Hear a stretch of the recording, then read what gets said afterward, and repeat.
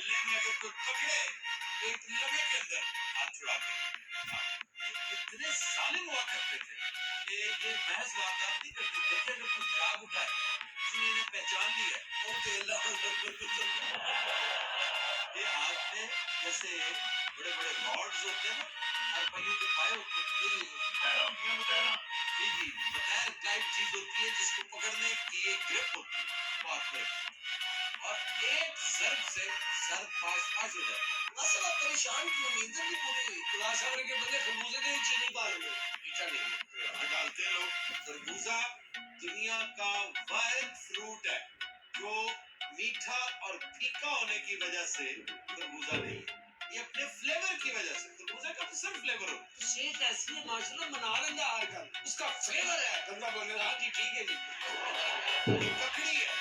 good test چیز اور اگر دیکھا جائے نہ وہ پھیکی ہے نہ میٹھی ہے نہ کھٹی